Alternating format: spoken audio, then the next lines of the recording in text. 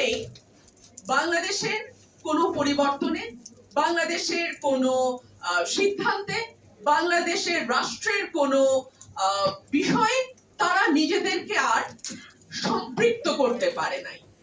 আমি নিজের ফিলিং এর কথাই বলতে পারি, গত 17 বছরে আমি দেশটাকে নিজের বলে ভাবতে পারি নাই। আমার কাছে নিজেকে দ্বিতীয় শ্রেণীর নাগরিক মনে হয়েছে।